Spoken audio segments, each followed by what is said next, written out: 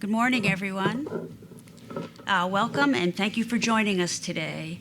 My name is Marianne Ka, and I am the Adjunct Senior Research Scholar at Columbia University's Center on Global Energy Policy, and I'll be moderating this event. Today we're going to have a conversation with Dr. Daniel Sperling about his new book, 3 Revolutions: Steering Automated, Shared, and Electric Vehicles to a Better Future. In this book, Dr. Sperling, along with his co-authors, share research-based insights on potential public benefits and impacts of 3 transportation revolutions. They describe innovative ideas and partnerships and explore the role government policy can play in steering the new transportation paradigm toward the public interest, creating a scenario of social equity, environmental sustainability, and urban livability. I'll introduce him in a minute. Let me first quickly say that this event, like all those at the center, is being webcast live, and both the full video and a podcast recording will be available on our website and iTunes in the coming days. And for those of you watching online, as well as people here in the audience, you can ask a question at any time using the hashtag CGEP events and our Twitter handle @ColumbiaUEnergy. Let me now introduce Dr. Sperling. He is one of the world's most foremost experts on sustainable transportation, including transportation technology assessment, the energy, environmental aspects, and transportation policy. He's the founding director of the Institute of Transportation Studies at the University of California at Davis, and has led them to international prominence by building strong partnerships with industry, government, and the environmental community, integrating interdisciplinary research and education programs, and connecting research with public outreach and education. In 2007, California's Governor Schwarzenegger appointed him to their Air Resources Board. His chief responsibilities are oversight and design of the state's climate change, alternative fuels, vehicle travel and land use, and zero emissions policies. He also served as co-director of California's low-carbon fuel standard study, which was also requested by the governor. He was lead author of the transportation chapter in the 2007 IPCC report, Mitigation of Climate Change, and a member of 13 National Academies committees on a range of topics related to sustainable transportation. He was honored with the Blue Planet Prize from the Asahi Glass Foundation in 2013, which has been described as the Nobel Prize for the Environmental Sciences. He has testified numerous times in the U.S. Congress and state legislatures, and made 500 professional presentations at international conferences around the world. And in the past 25 years, he has authored and co-authored over 200 technical papers and 11 books, including 2 Billion Cars. He's the founding organizer of a premier biannual conference on transportation and energy policy. And finally, he's widely cited in leading newspapers, has been interviewed many times on NPR radio, including Science Friday, Talk of the Nation, and Fresh Air. And in 2009, he was featured on The Daily Show with Jon Stewart. So without further ado, I know I'm just tired reading your bio. Here's Dan Sperling.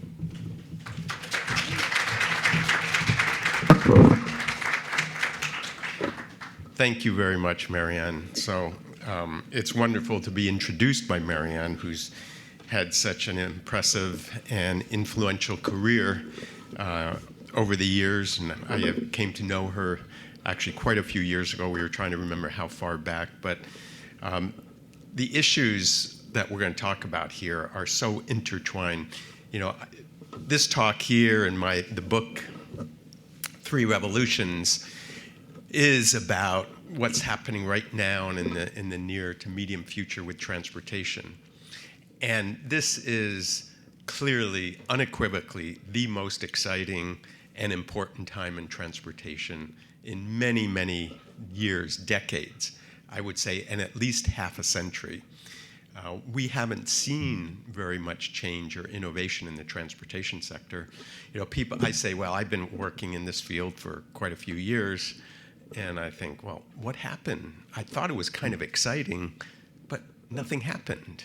in terms of transformations or big changes or big innovations. And now, all of a sudden, we're seeing 3 different major sets of innovations. And that's what the book's about, that's what I'm talking about, and that's actually part of a major initiative we have at not only at UC Davis, where I am, but at many other places now, is how do we deal with all of these innovations and changes? And as the book says, the subtitle of the book is, how do we steer all of this to a better future? Because innovations happen in all kinds of ways, and they can lead in very different directions. So that's what I want to talk about here, is these different changes that are happening. So let me start out by just saying that the transportation sector, this thing I've been working with all these decades, has really devolved into an unsustainable system. And when I say unsustainable, it's very costly, both to individual users as well as to society and to the providers of the infrastructure. The environmental cost is really high. It just doesn't even work that well in terms of getting around and congestion, because of all the congestion in our major cities. And then you think of it from an equity perspective. We've created this car-centric transportation system. So I should digress just for a moment. So we're in New York City. Manhattan is kind of an anomaly. This is a whole nother world. So I'm going to be mostly talking about non-Manhattan, but I'll try to keep connecting it back here.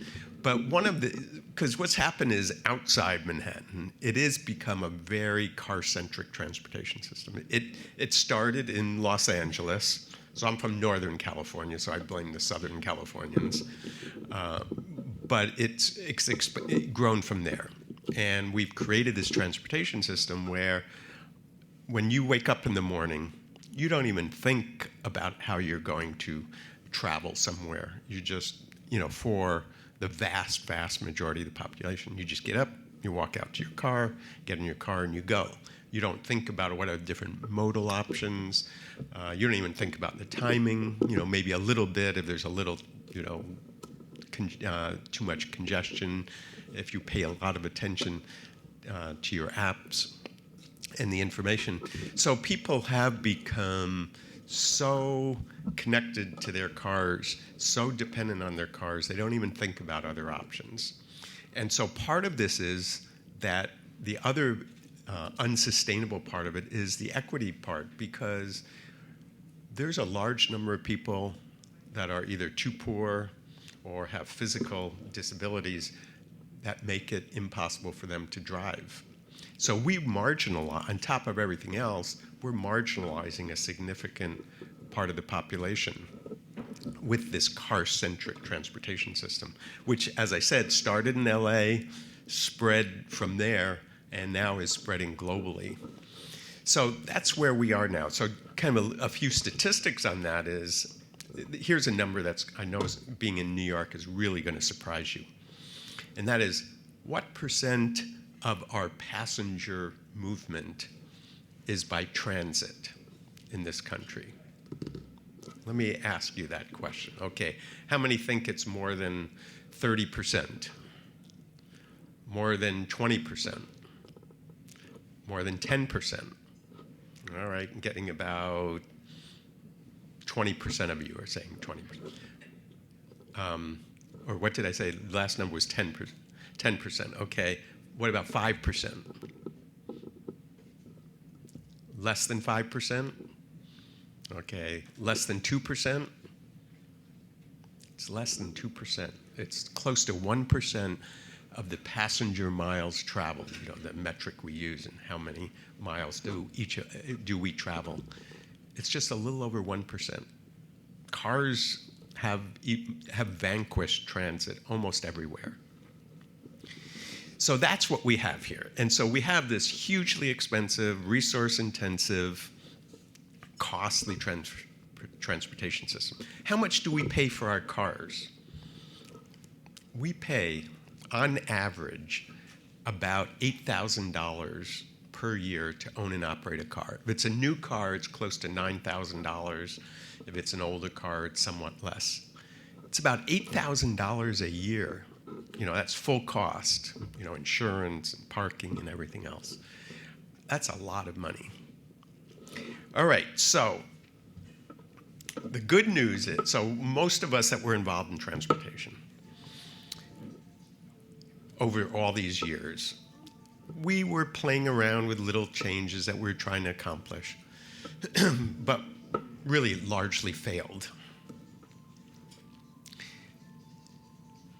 Well, that's kind of a little background music is good. So we've largely failed.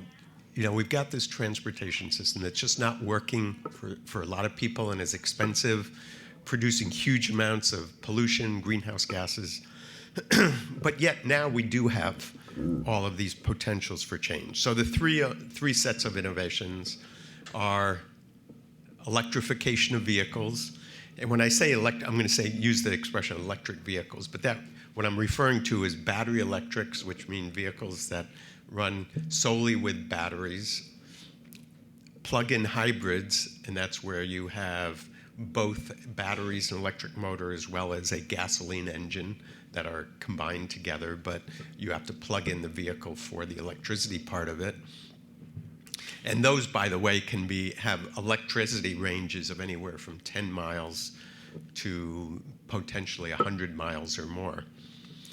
And then there's hydrogen fuel cell electric vehicles. So I actually own a hydrogen fuel cell electric vehicle. I've been leasing it for almost 3 years. But they haven't quite come to the East Coast yet. They're mostly just in California. So they're in California, Germany, and Japan, but haven't spread much. But that's another opportunity. So that's all light duty. And I'm going to talk mostly about passenger vehicles. But there's this whole issue about trucks and buses as well. And I'll stick with the light duty, but I will say with electrification, almost definitely our light duty vehicles are going to be electric almost completely. I think there's almost no doubt about that. The auto industry has made the investments. They've got the technology. They've got the supply chains. And the battery costs are coming down. So they're well poised to really transform it. And every one of the car companies is convinced they will be converting to almost totally electric in the not so far off future.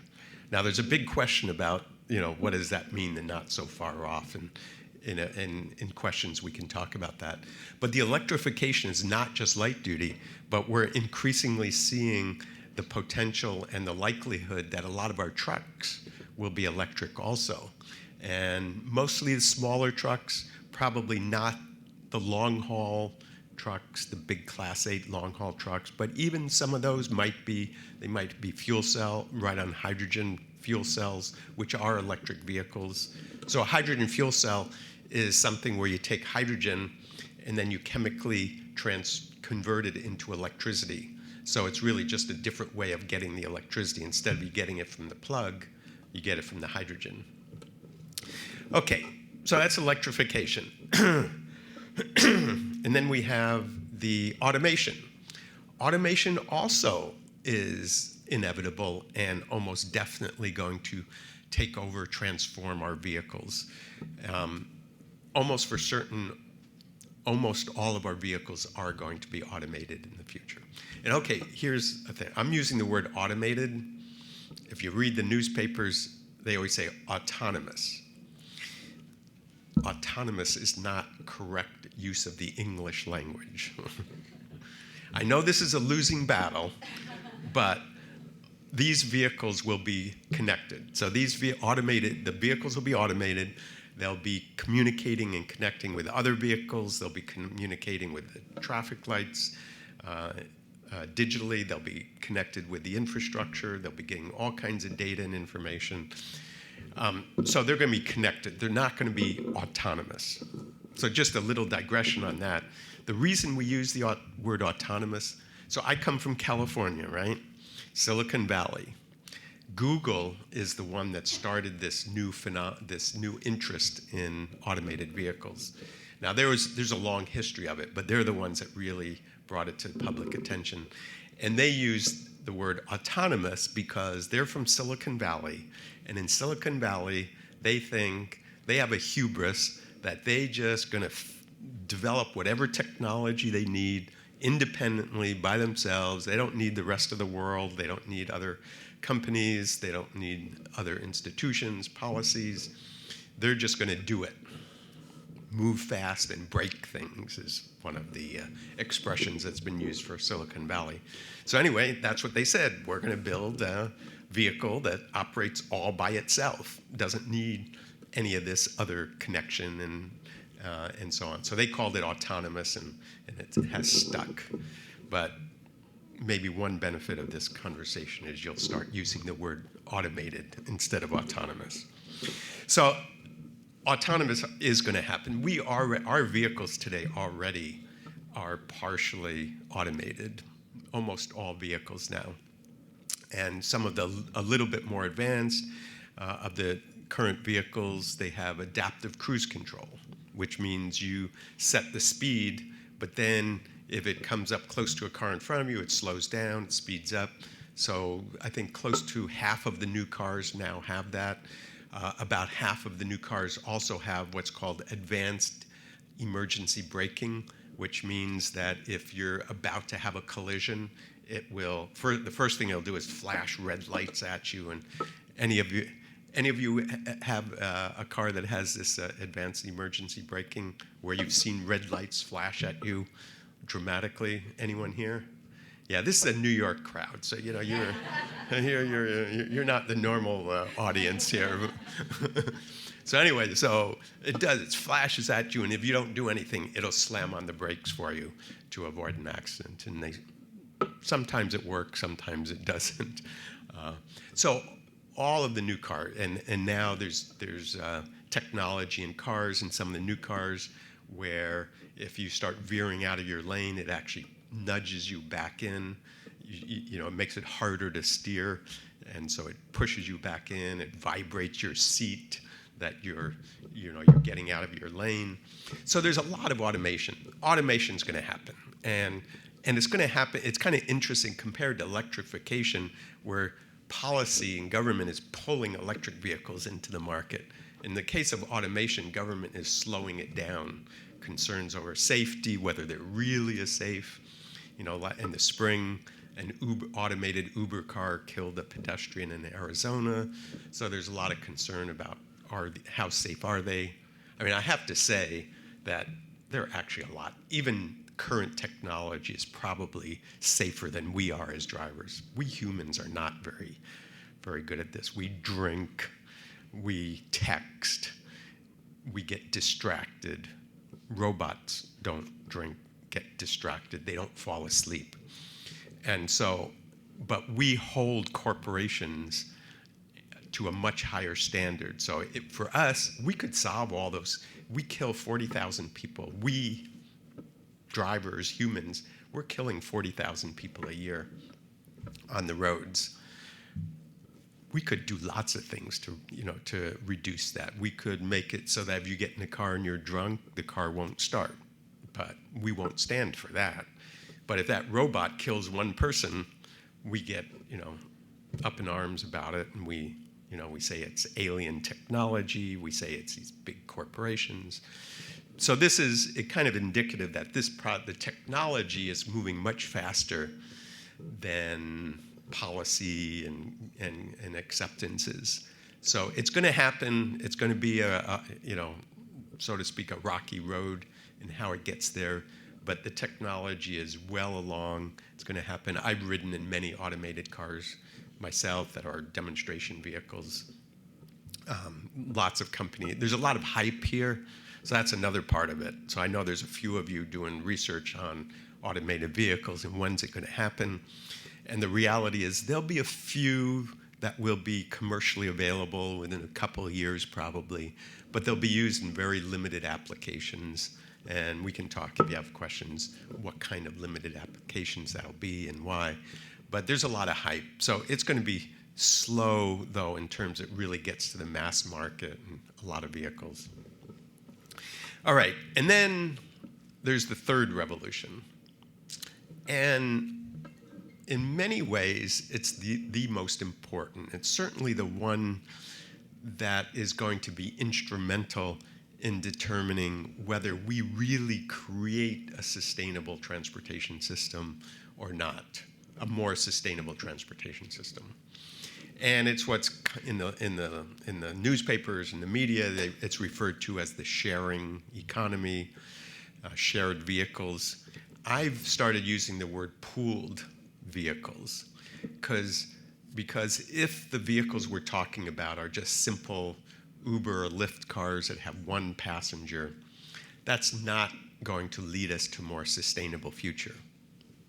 We know from research now, and there's a growing literature, number of studies that show that if you have just one if you have the traditional Uber X service, it actually leads to more vehicle use, more congestion, not less.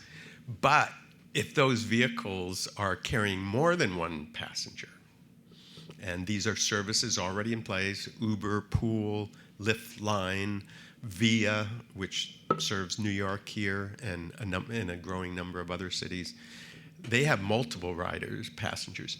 Now we're talking about moving towards a sustainable future because we're going to be using the vehicles more efficiently. We will reduce the number, the amount of vehicle miles traveled, the amount of congestion when we have pooling. And I'll use the pooling more generically to mean just increasing the utilization of all our vehicles, including buses, including like Via type services, which are vans or small buses. All of that is the key, is increasing the utilization is what we need to do. So I would say that, like New York City, I just learned yesterday, Michael Replogle, who's head of policy for New York City, the City Department of Transportation, gave a presentation at a meeting that we were at yesterday, and he said the average speed in Manhattan has gone down from 9 miles per hour, not exactly speeding, to 5 or 6 miles per hour. And it's for a number of reasons, but it's partly because a lot of these Lyft and Uber cars are running around. It's probably also because some of the bicycles are taking over a little, more space is being used for that. And more car ownership. Car ownership rates are going up. So that's kind of what we face here. So the key, I emphasize pooling. And pooling is really important. It's somewhat important now. It's going to be really important in the future because the future is that automated vehicle future. And the question is, how is this going to unfold? If those automated vehicles are just simply replace our regular manually controlled vehicles, we're going to drive, or these vehicles are going to move a lot more. They're going to travel a lot more than your standard vehicle. Because think about it. You're in the car. You can do anything you want. You can eat, sleep, read. It can be your office. It can be your hotel room. Okay? So you come to a meeting like this, and you can say, I'm not sure when I'm going to get done. I might get bored with this guy from California. I might want to leave early. So instead of parking the car and spending who knows what it costs here, $40 or whatever, you just have it drive around the block until you call it that you say, okay, I'm ready. So you're going to generate not only a lot of miles with people in it, but you're going to have 0 occupant vehicles out there circulating around. Or you might send it back to the suburbs, out to Long Island, for the day. And so you don't have to pay parking. All right? So the future here is, with automated cars, is if we just let it unfold naturally, is probably going to be a lot more vehicle use, and therefore more energy consumption, more greenhouse gases, more pollution, and unless they are pooled. And so that's really That's the key message from the book. That's the key message I want to hear. And pooling is the answer, and especially in the longer term. But if we don't get started now, putting the policies in place to encourage it, getting people accustomed to using it, it's not going to happen when the automation comes along. Okay, so that's my principal message here is, and so if you're a government leader, you should be championing things like Uber Pool and Lyft Line and Via, not just supporting it. You should be putting policies in place to support it. If you're a traveler, kind of think about using the pooling services as opposed to the standard single passenger type services. Of course, buses and subway is even better. In New York, most places we don't have very good rail or bus services, so that's kind of unique. So this leads to all kinds of issues, and I think I'm gonna just kind of leave it at that. And I'll just kind of say that it does open up all kinds of questions. So the question is, what's the future of transit in all this? What's the impact on jobs? And what's the impact on equity? So I'm kind of an optimistic guy. So I can tell you a real positive story, and I will. And I think we're going to in some of the questions. But I will acknowledge that most of those good things will not happen unless we have some kind of changes in behavior and some kind of policy interventions to make it happen. But the most important point of all this is that we now have, for the first time in half a century, maybe even going back to the Model T, we have the first opportunity to create a much better, much more sustainable transportation system in terms of economics, in terms of environment, and in terms of social equity. And that's why, that's what motivated me to do this book with a number of other key people that helped me with it. And that is why I'm on I call it, people ask me, are you on a book tour? And I say, no, I'm on a book campaign, because we need to change the minds of people to appreciate the opportunity.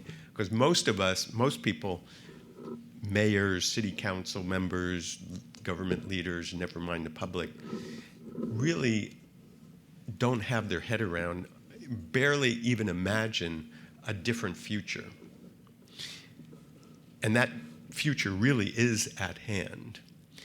And I'll say one more kind of semi-controversial thing, and that is that Lyft and Uber, whatever you might think of them, they are the ones that have opened the door to this future.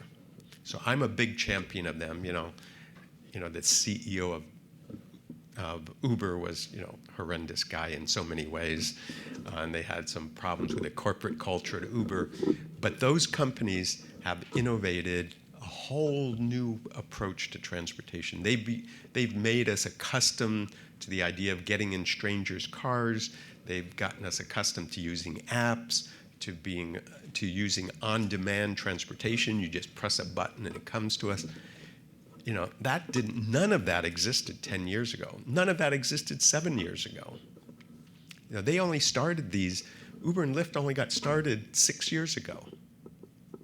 I mean, it's dramatic. So this is New York, so I need to get a better sense of this audience. If I asked, for an audience like this, if I was outside Manhattan, probably 80 to 90% of the people would say that they're fairly frequent users of Uber and Lyft.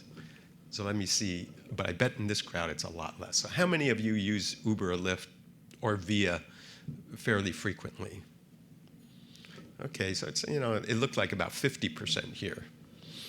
But, I mean, that's kind of amazing, that even in a city like this, with all of the choices available, that so many people feel like it. And it's a statement about our transportation system. It's a statement that people are not satisfied with the transit. They're especially not satisfied with the taxis. And that's a whole nother story.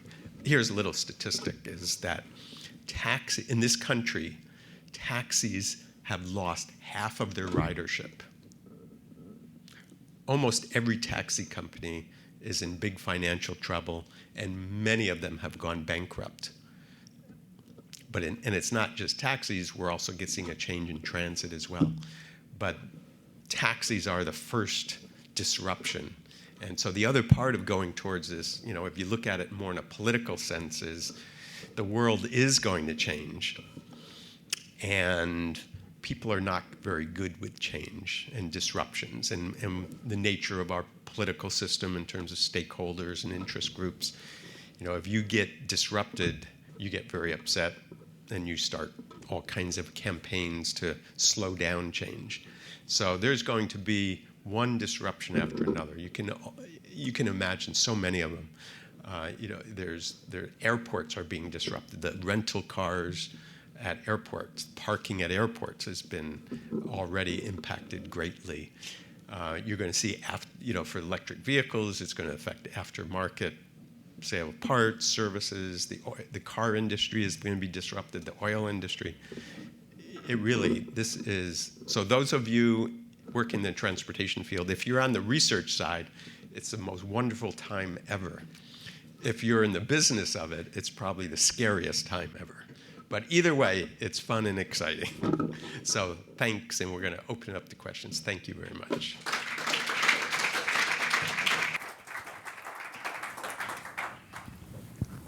Again, for those of you watching online and listening to the podcast, my name is Marianne Ka, and I'm here with Daniel Sperling, who's the founding director of the Institute of Transportation Studies at the University of California at Davis.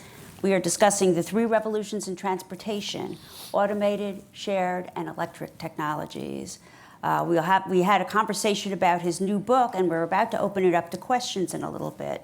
So for those who are here in person, please come to a microphone that will be presented at that time. For those watching online, again, you can use the hashtag CGEP events at our Twitter handle at Columbia U Energy. So on to questions.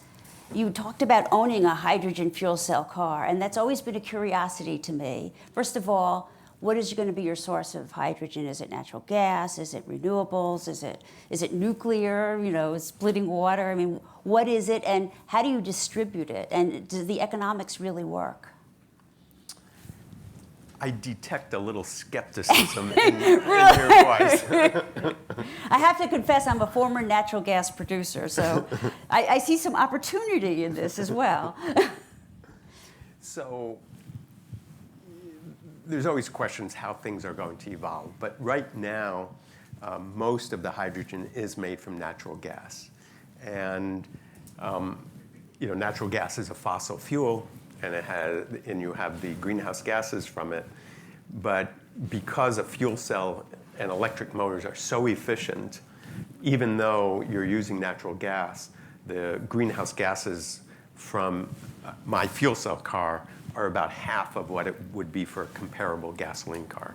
So even with natural gas, it's good in that sense. In the future, we're going to want to make it from renewable sources. And there's a lot of creativity going on out there in terms of how that'll happen. Ideally, in the long term, you can take a molecule of water and split it with renewable sources and get the hydrogen from that, and you have close to a zero carbon energy system. But right now, that looks kind of expensive, but there's a lot of innovations. For me, the more immediate challenge is how do I get hydrogen for my car? And so how do you distribute it to fueling stations? Yeah, so right now they mostly distribute it through by truck delivery. But there's a lot of talk now, so on the supply side of it that you're getting at, as we convert the electricity system to renewable sources, it's starting to create a lot of challenges because the wind only blows at certain times and the sun only shines during the day. And so the more you use those sources, the more, these ephemeral sources, the more constrained you are. And so, for instance, now in California, we actually have too much energy during the day because we have so much solar energy. And what happens is, so the solar falls off about 4 or 5 o'clock, and that's just when people start using electricity for air conditioning and, they're getting home. And so you have this ramp up. And so there's this huge problem of, like that 4 to 7 o'clock period, where do you get it? So one of the ideas that they're working with is to take that excess solar energy and wind energy, so you have a lot of the wind energy at night when you don't need it, you can convert that into hydrogen, which is easy to store, and you put that, you can use that, put that in the natural gas pipeline, you can use it for vehicles. So we're getting into a much more complicated energy supply system, and there's a lot of ideas. So for me, in the more here and now, is that in California we have about 35 hydrogen stations, and we have commitments for 100 and plans for 200. And that's, once you get up to 100, that's pretty widely available. I can go almost anywhere in California without worrying about it. But the one problem is, right where I am in the Sacramento area, there's only one station right now. So Shell is about to build several more. One station. And the company that operates it is not reliable. Let me use, I can use a worse word than that, but not reliable. They have maintenance. They shut it down for a couple days at a time. But that's my car, that's my Right. fuel. What do I do? So that has to change. Reliability has to go up. I've come to appreciate that. I've been a big advocate for Shell to do the hydrogen stations because they actually pay attention to their customers. This is an industrial gas company.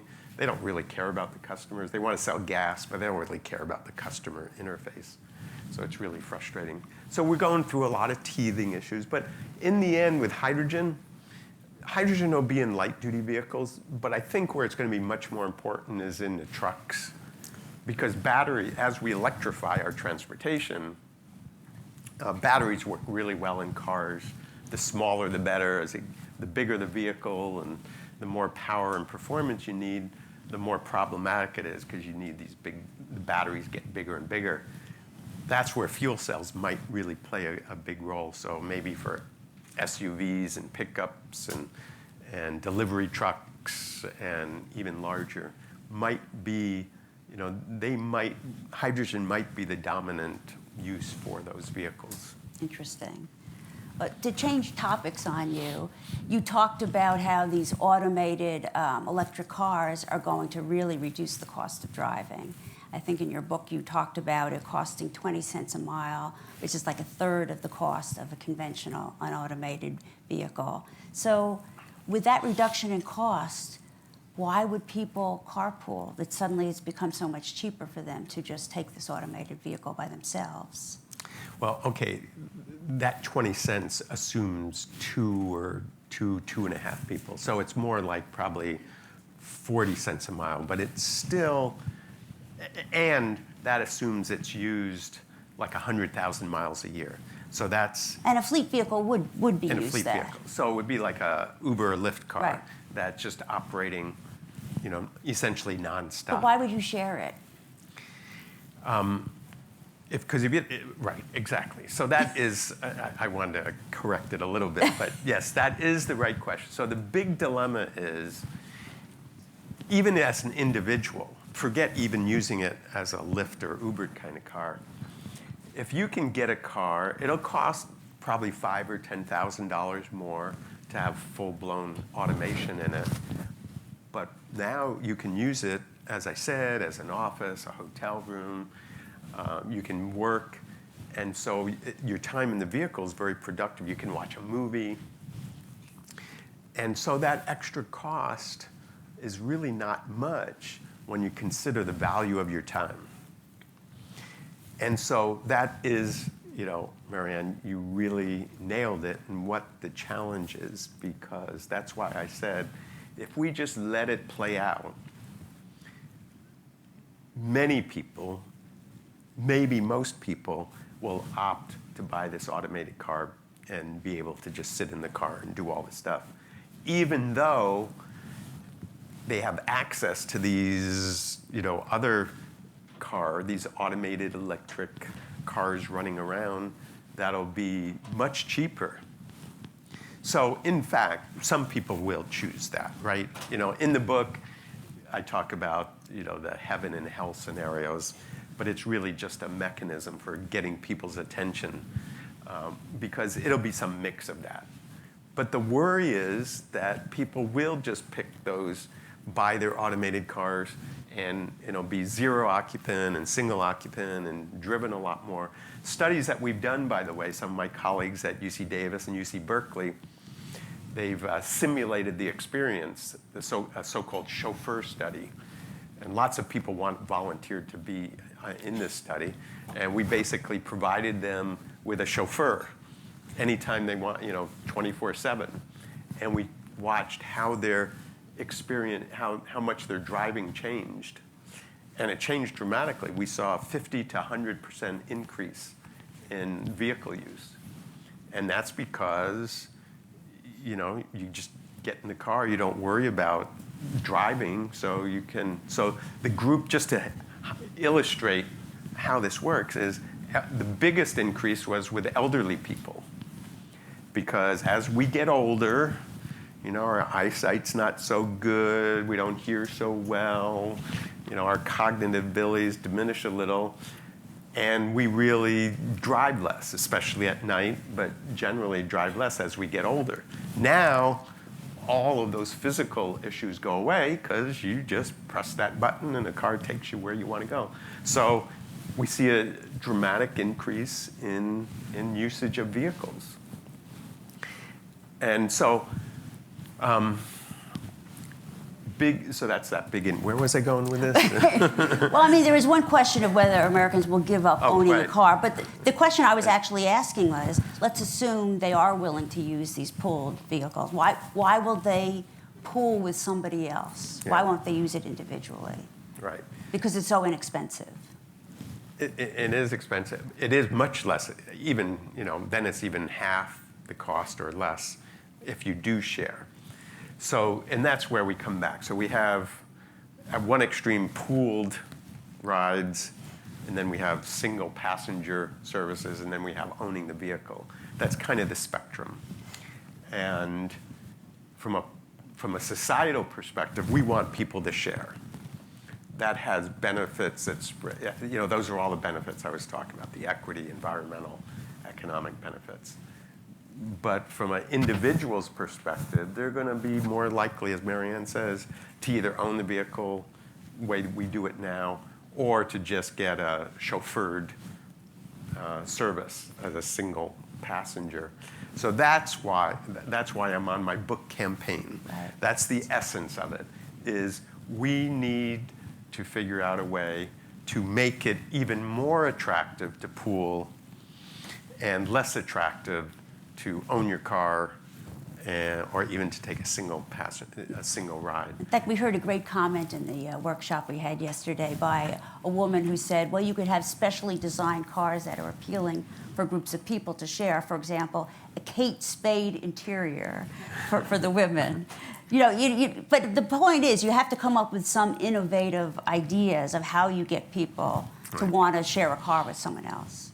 The good news is that from an industry side, of the business side, we're not swimming uphill, because companies like Uber and Lyft and Via, their business model, their belief is that pooling is in their interest. So they want people to pool because they think that people are so price responsive, so price elastic, as economists would say, that if they can lower the cost, lower the price, a lot more people are going to use it. And if a lot more people use it, there's more revenue, more profit. And so they're convinced that pooling is the way to go. And even a lot of the big companies are going in that direction. So companies like General Motors, for instance, when they're looking at these automated vehicles operating in these services, they're starting to think that pooling is the way they should be thinking about it as a mobility service. And they are starting to think about, how do we design our cars not only be a Kate Spade interior, or whatever that would be for a guy. Although one of the guys said, I want one too. But it's like all the other parts to that. So dealing with privacy, dealing with comfort. So these companies are already thinking about redesigning cars to be passenger-centric. Right now, when they design a car, they're designing it for the driver, the driving experience. But think about it, for a passenger. Okay, so Elon Musk, he sells his cars that have ludicrous mode, meaning they go 0 to 60 miles per hour in 3 seconds. And for your driver, that's lots of fun. If you're a passenger, that's awful. You're going to get nausea. You're going to, it's going to be an unpleasant experience. So it just highlights that if you look at it from a passenger perspective, you're going to design those vehicles in a very different way than you would now. And so that's part of it, and making it a pleasant experience, making it easy, and the pricing part of it. So that's where the policymakers come in. So somehow we've got to make it that it's going to be much easier to use a pooled, much easier and cheaper to use a pooled car. One thing is, like in New York, curb space, of course, is a big issue. You could make it so that if you're in a pooled car, there's lots of curb space. It's easy to access it, get in, get out. But if you're in your own car or a single passenger service, parking is difficult and expensive, and drop-offs and so on are difficult. So you can do even little things like that would, and at airports. I mean, that's something airports should be doing today. I mean, what's happened is, this is all so new that government is just, the policymakers are just lagging way behind, in terms of figuring out how to manage this whole thing. And so that's part of the challenge. That's why, again, that's my book campaign here, is to educate and inform. So let me ask you this. What do you think the automotive industry is embracing all of these changes, the electrification, the automation, or do you think they're just doing the minimum? How do you view? And I guess I'm talking about the U.S. industry, but if it's different in other regions, maybe you would comment on that. Well, okay, so if you talk about the automation, they're all in. They see it as a way of making a more premium vehicle that they can charge more profit. So, and electrification, they're all in, but I characterize them as taking a contingency strategy, that they know they're going to be electrifying eventually, but it's still expensive. They lose money. They're still losing money on these cars. So they don't really want to go big time. So they're building enough to learn the technology, get the supply chains in place, figure it all out. They're poised to take the leap, but Tesla's really the only one that's really taken the leap. And of course, they're electric, but General Motors is a little bit, Nissan a little bit with their Leaf, but almost no one else. And in fact, I just wrote a story for Forbes last week, and did an estimate that yesterday, that by, lose track, what day of the week is this? That's Friday. But that by the end of this year, in the US, 60% of all the electric vehicles are going to be Teslas. Right now, it's about 40 to 45%. And so the rest of the companies are just sitting there waiting. They're waiting for the policymakers, cringe, to do something. We can elaborate on that if you'd like. Or customers to start buying them. And both of those are not happening very fast. Right. So in fairness to the auto manufacturers, they're being asked to sell something that they're not sure the customers will buy.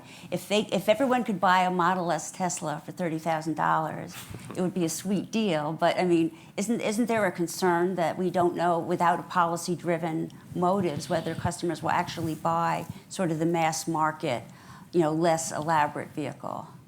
Yeah, I mean, if you look a little forward, we know we're going to be transforming it too, because the electric technology is so superior. in so many ways, and the costs continue to come down. So it'll be cost competitive, soon. What is soon? 5 years, 10 years? Okay, there were people in our workshop yesterday that were saying that it was going to be competitive in 5 years. Now, that's an exaggeration. It'll probably be more or less competitive for small vehicles.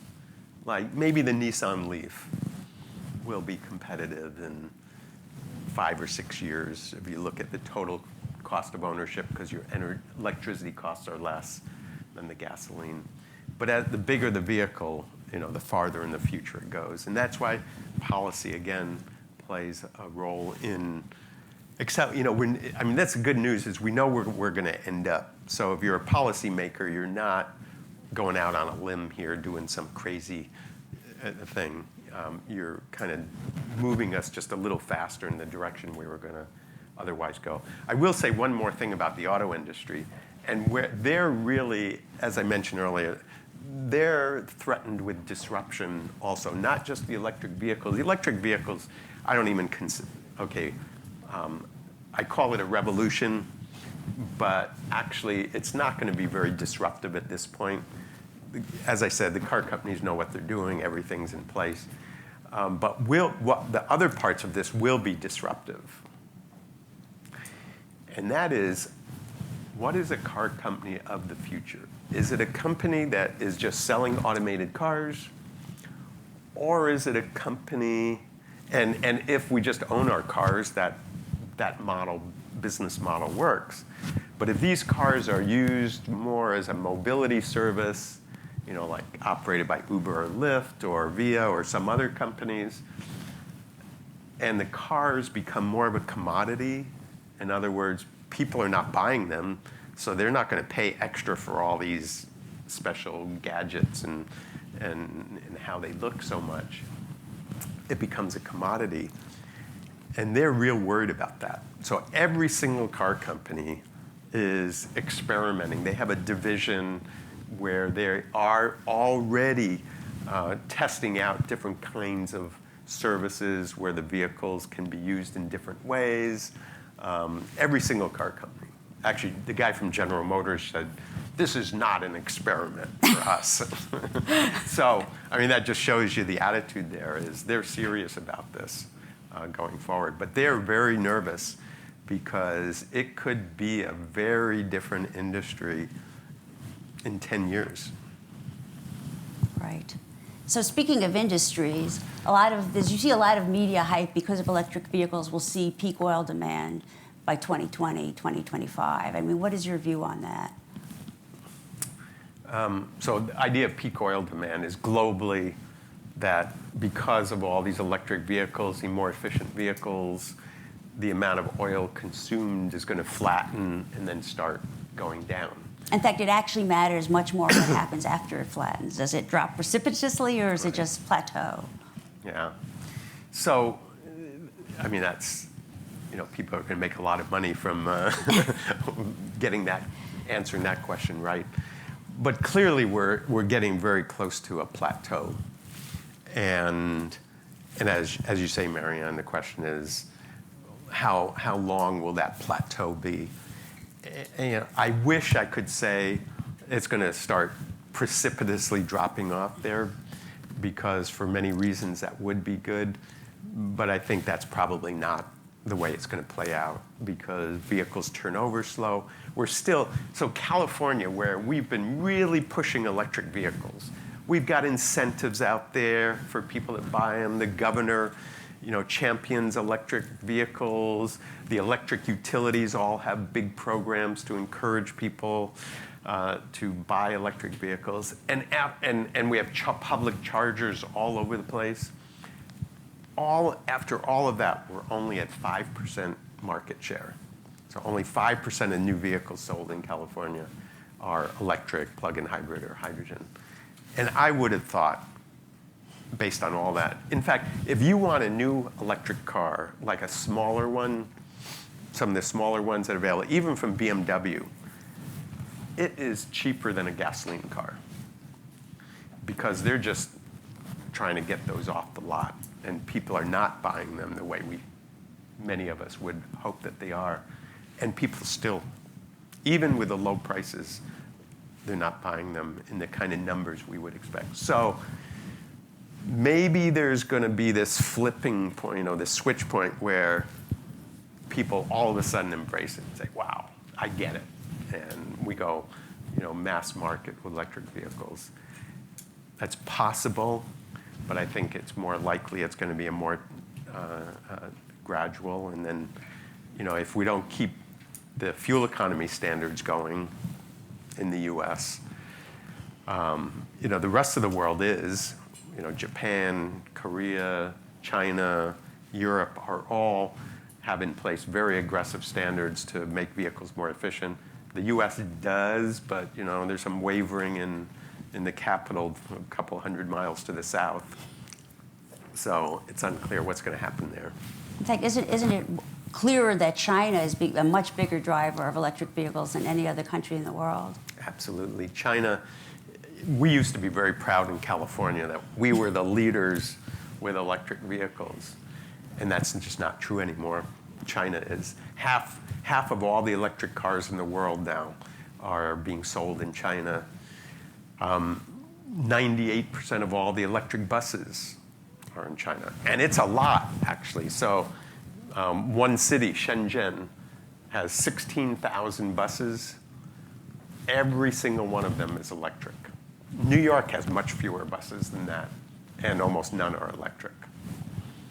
So they're going, and so I was in Shenzhen just a few weeks ago. So all their buses are electric. As of July 1st, they said all of their taxis are going to be electric. And now they're about to say all the delivery trucks are going to be electric in the near future. So they're moving very aggressively, much more aggressively. Well, can you talk about what their policy levers that they're using to achieve this? Well, they have a lot of policy levers.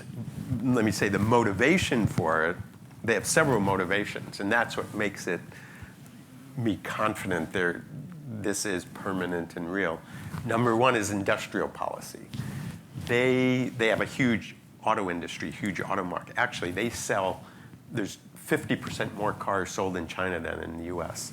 Volkswagen, GM, they make much more money and sell more cars now in China than they do in the US or Europe. So the Chinese government, though, and the Chinese industry, they know they can't compete with combustion engines. They came late to the game.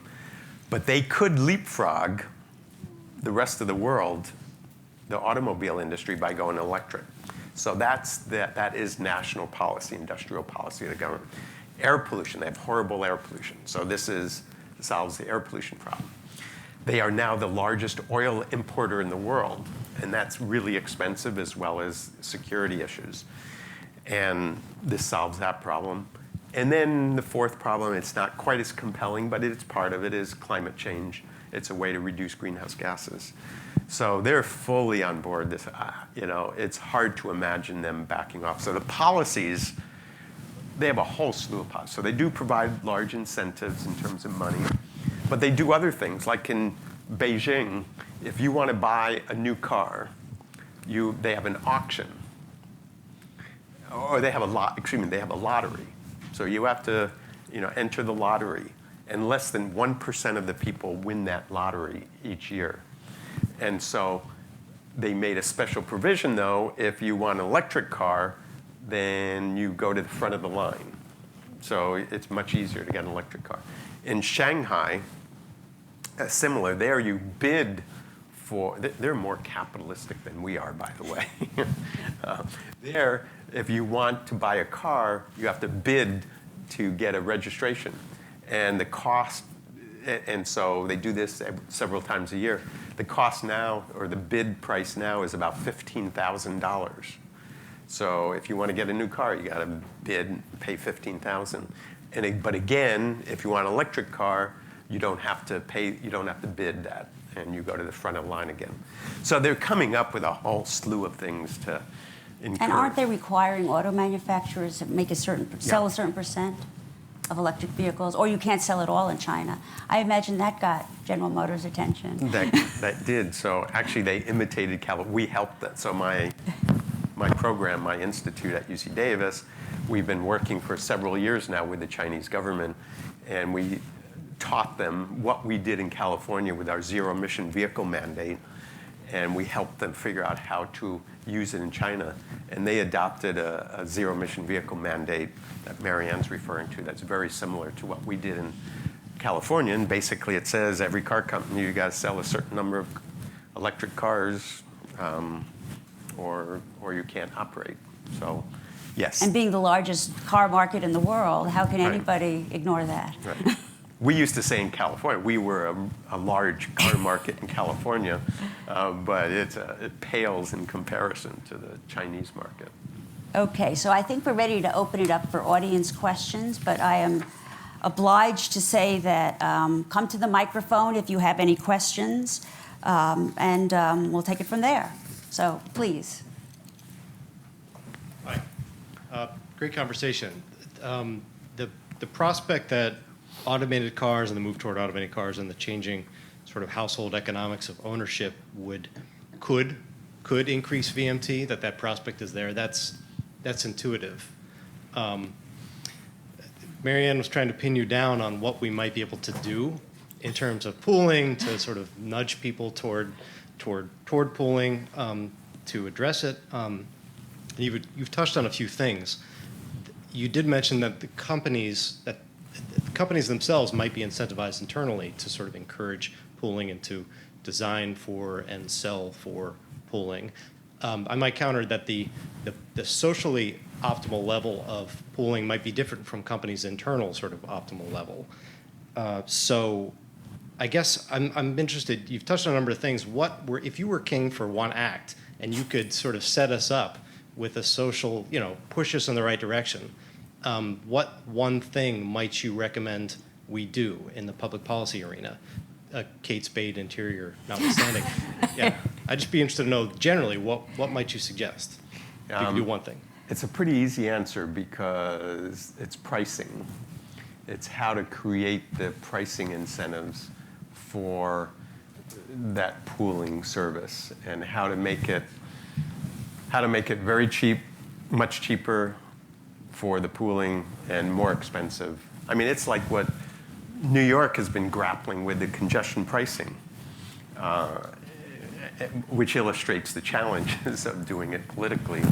But basically, that's what New York is trying to do, is make it more expensive and more difficult to own and drive a car.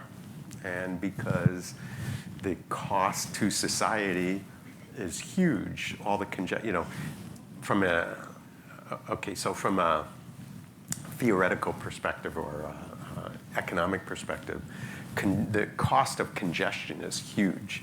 So when we drive, if we come into Manhattan, we cause more congestion. So we absorb some of that delay time, but we're imposing it on everyone else. So economists can calculate what the cost of that is. And that's what a congestion tax is.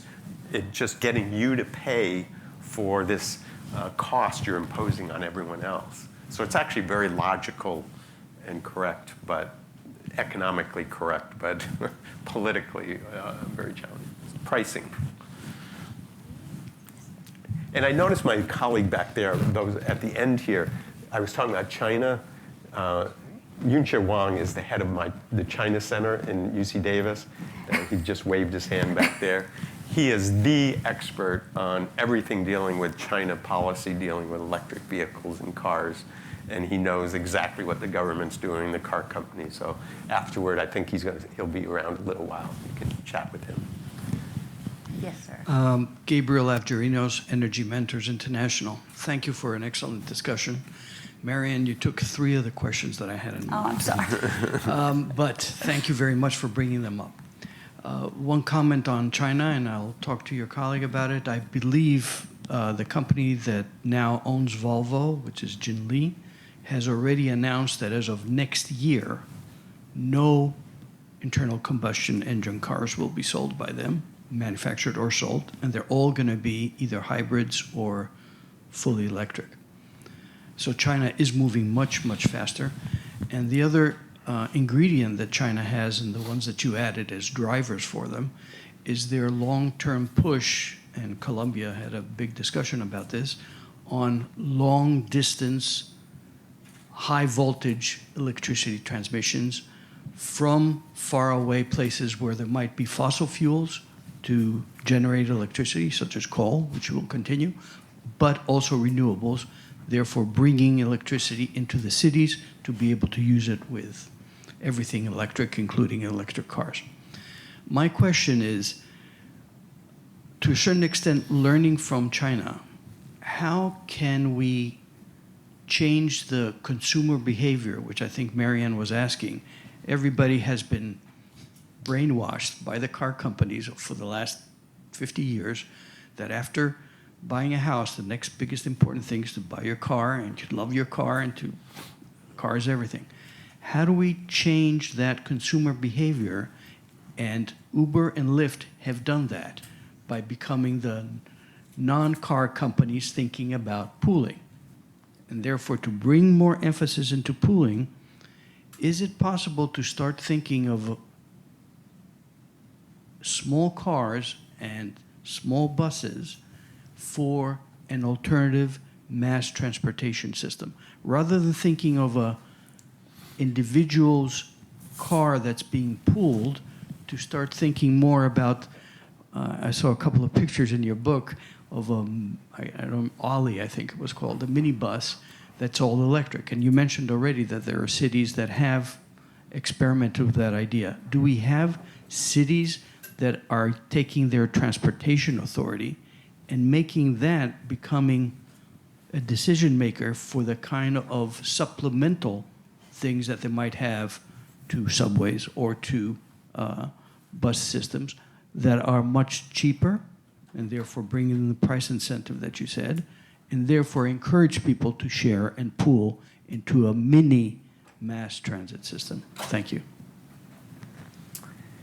Well, yeah, you can, I mean, that's exactly what I'm talking about. It's this idea of, and I use the simple word pooling because what we're talking about is creating an integrated transportation system with a whole different mix of vehicle types, but as many of them or most of them that actually are carrying multiple riders.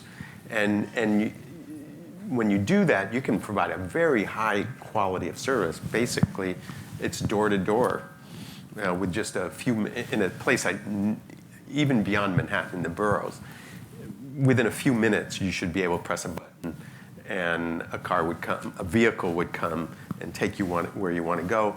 And if it's a bigger vehicle, like a van or a small bus, there'll be a few deviations, but it'll take you door to door and very efficiently.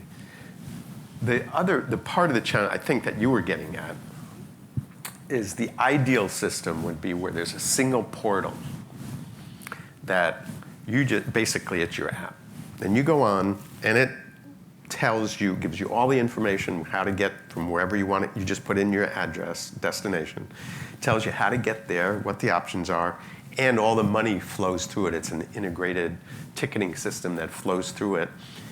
And everything is taken care of. And that would be the ideal, where you have both the information and money flowing through this portal, through this app. Now,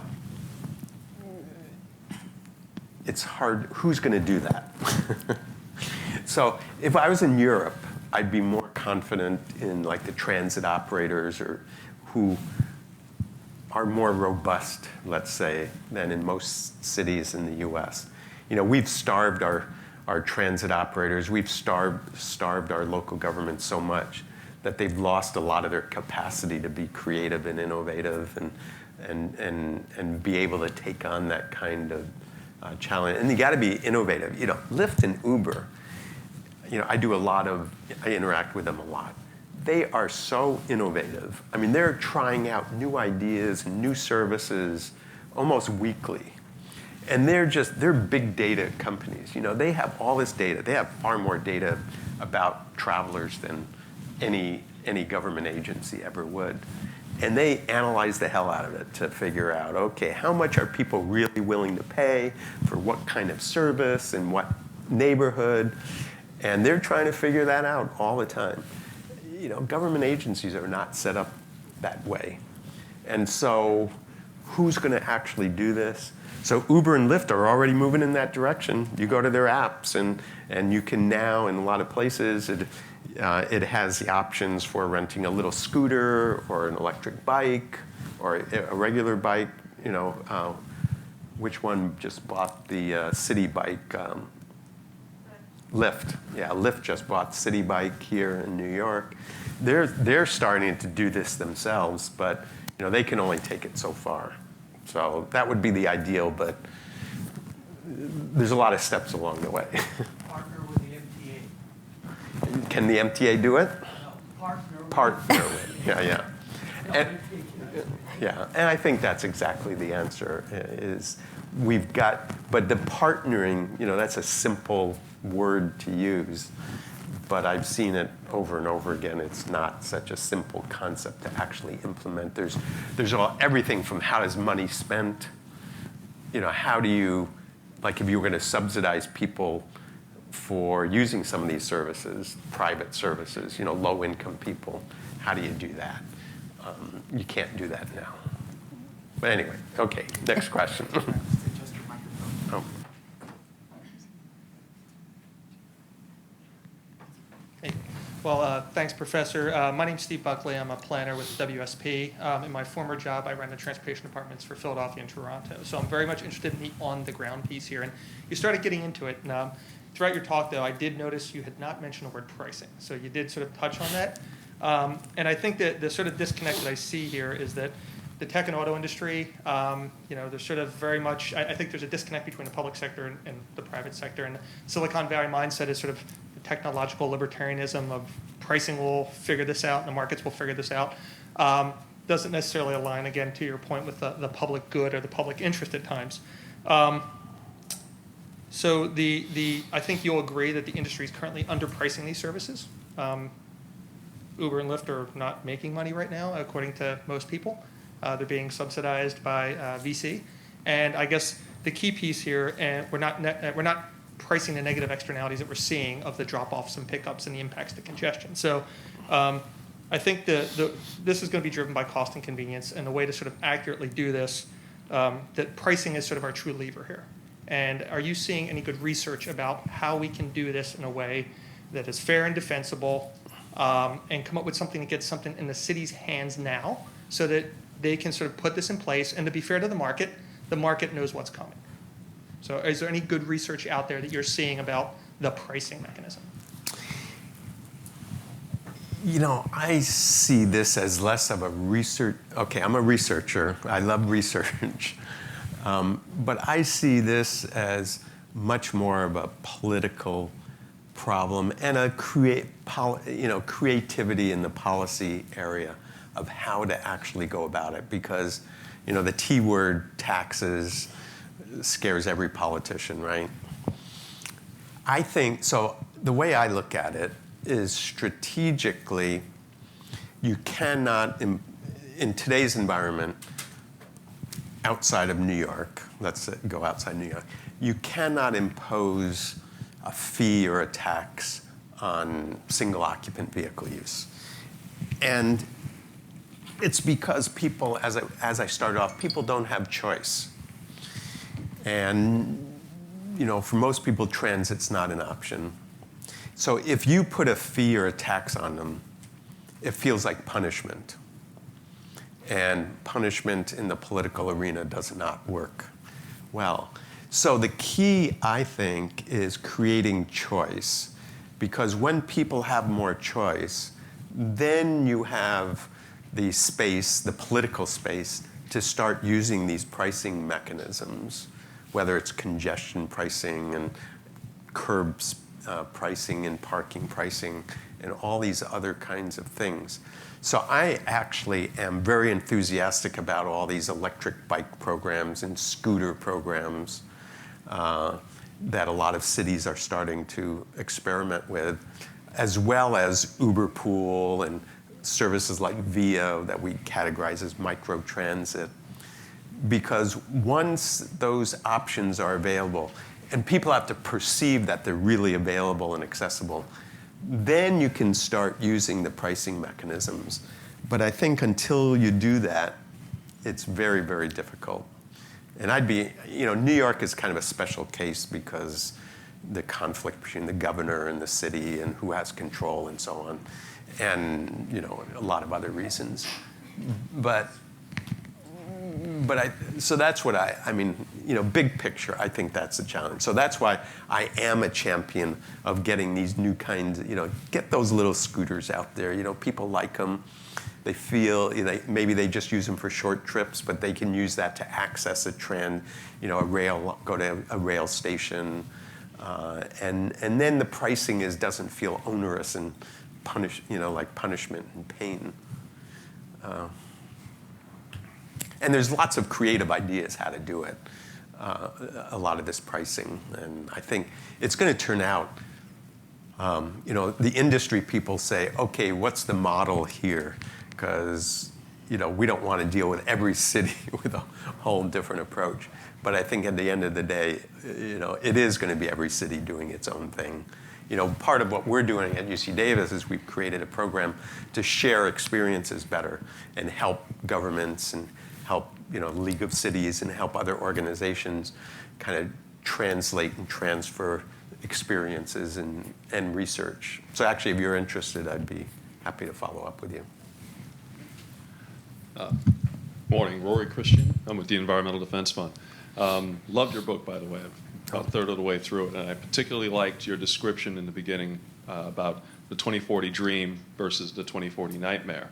And I think about what can help contribute to either scenario, and the thing that comes most to mind is urban planning and the various things that go into planning the infrastructure. Both suburban sprawl and other things that have happened over the last 30, 40, 50 years have contributed to the car culture we have today. And I'm curious if you have any perspectives on what can be done from an urban planning perspective to prepare for the dream scenario and help mitigate the potential negative outcomes from the nightmare. Well, a little twist on that, something like is in the here and now is parking. Because one of the outcomes of all this is there's going to be much less need for parking. I mean, whether it's because a car is circulating around the block or just because people are not driving their own car anymore. And so we devote a huge amount of space. So I don't know what it is for New York, but I know Los Angeles, 14% of all the space in the city is devoted to parking. And these are parking garages, curb space. There's 3 to 5 parking spaces for every car. You have one at home, you have one at work, shopping, and so on. So one of the first things to do is actually stop all the new parking that's being put in place. You don't need it, and in fact, most places have parking minimums. Like if you put in a new building, you have to provide a minimum amount of parking. So go in the other direction and put a maximum on it. And if you are going to build parking, then make it easily convertible to other uses, design it in such a way, and start thinking about all that space that's going to be created, the curb space. Even our homes, we don't need those big 2, 3, 4 car garages. We can use that space differently.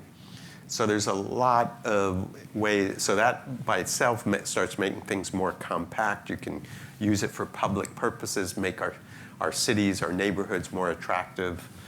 So that's kind of a simple, there's longer term, bigger things with land use, but we're kind of stuck with our land uses, and it's really at the margin at this point. Hi, Linda Zhang from Purview Investments, focusing on impact and ESG investing through public markets.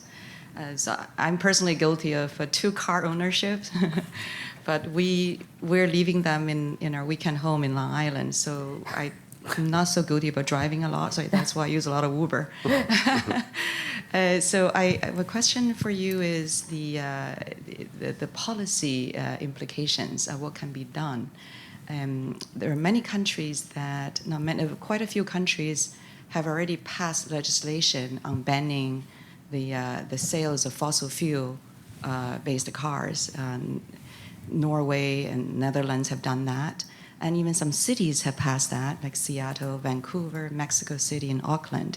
So I wondered, in your conversations with the municipality on your campaign, book campaign, is that something that you're speaking about on the policy front?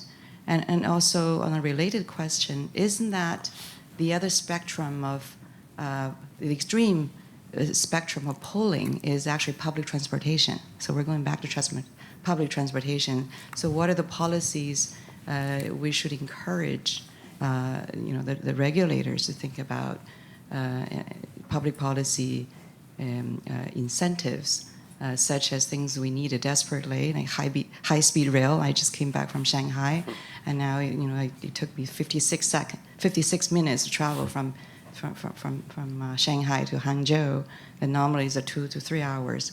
It's almost equivalent from Manhattan to my weekend home, and takes me 3 hours.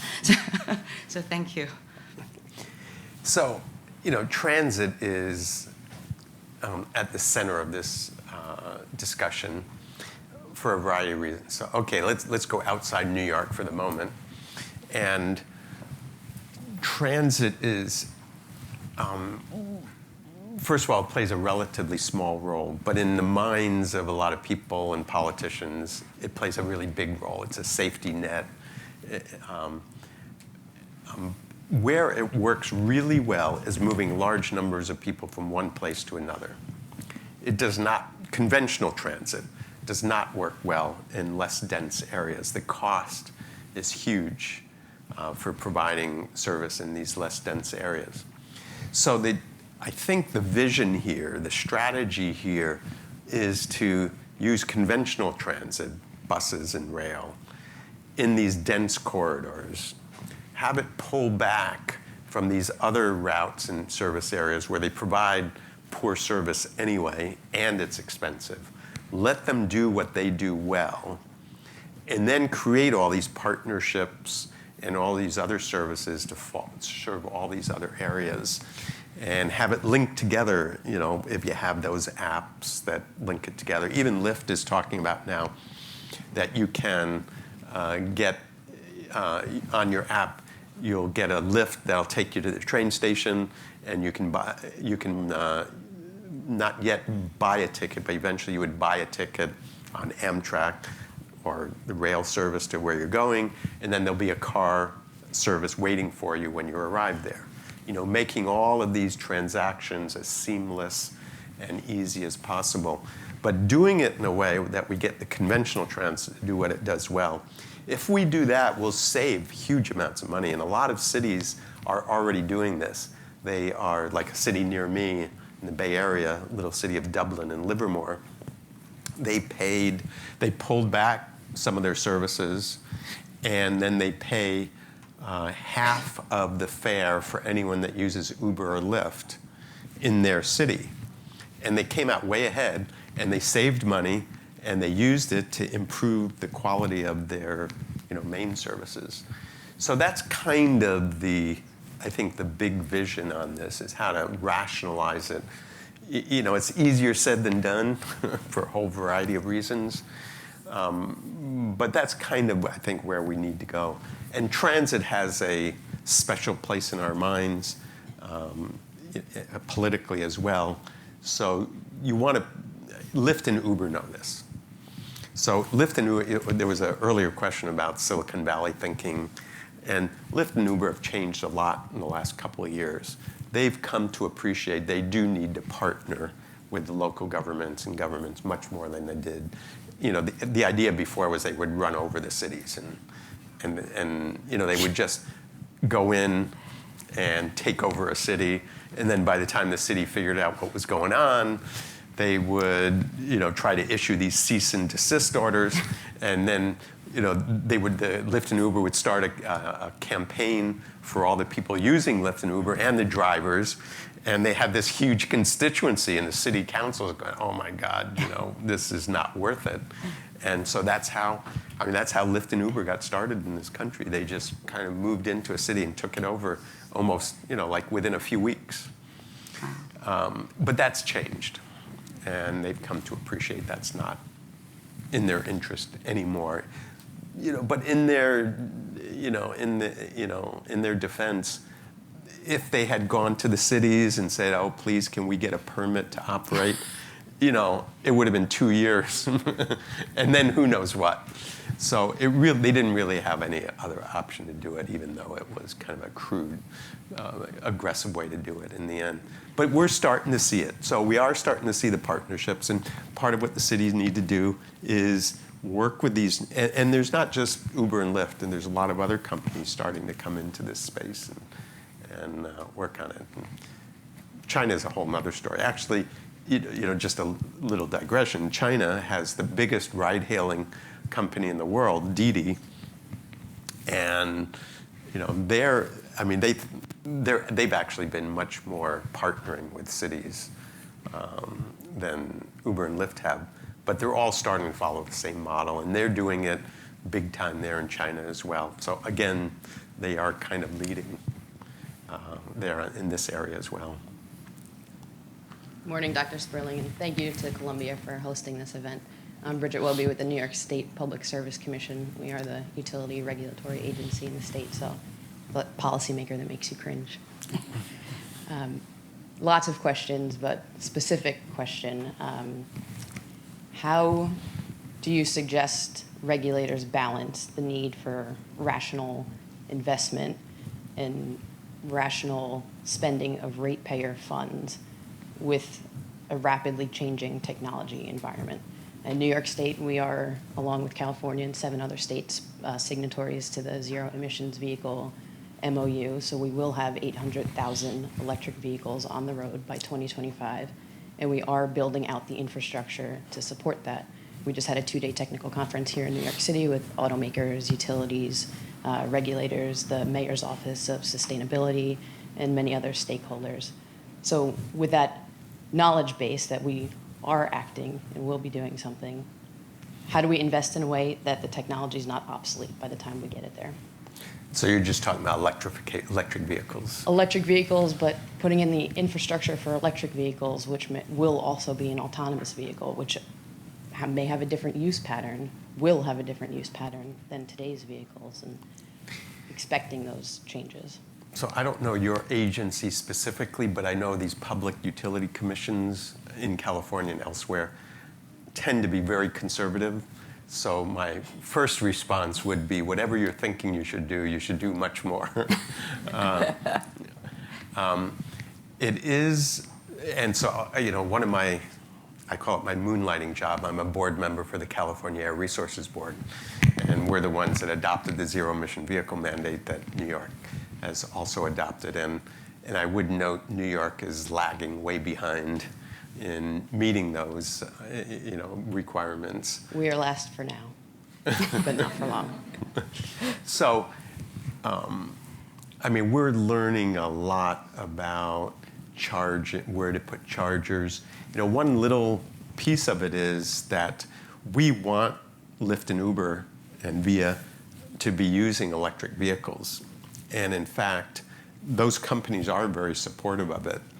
And I know Lyft has an agreement with General Motors where the Bolt, the all-electric Bolt, a lot of their drivers are using it, and they need fast chargers.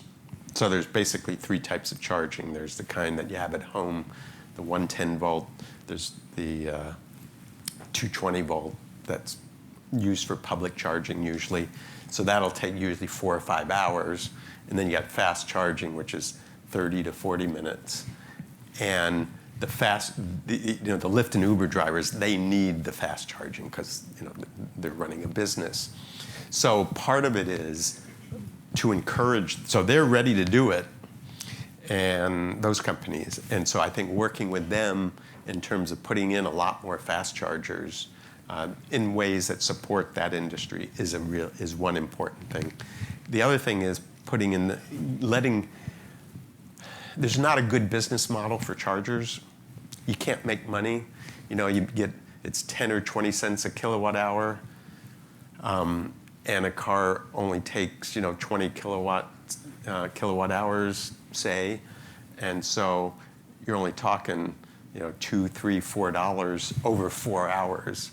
You can't make money doing that.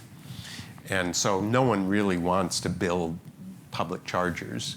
And the companies that do, like ChargePoint and a few others, are really mostly being subsidized either by the workplace, the employer that's subsidizing their employers getting it, or it's retail establishments that are basically subsidizing ChargePoint to put it in for their customers. So we had a big fight about this in California. And at first, we prohibited the utilities from doing it. That was a mistake, because the utilities are just about the only entity that sees value in selling electricity, because they get all the benefits for load management and for their business. And so I think, so they were kind of conservative even in California. They finally let them spend money on chargers. They should have let them spend much. They asked for a lot more money than was actually approved. So again, I'd come back and say, whatever they're asking for, you should give them at least that much. Tell them they should be doing even more, because that's key to the future. People won't buy an electric car unless they know there's charging out there, even though they'll rarely use it. It's partly psychological, and there's no business. There's not a very good business model. So go for it. Thank you. Well, thank you again for joining us. As I mentioned, the full video recording of this event will be available on our website in a few days. You can also subscribe to our whole podcast series on iTunes, Stitcher, SoundCloud, and lots of other platforms. We hope to see you again in the fall, and please join me in thanking our speaker today.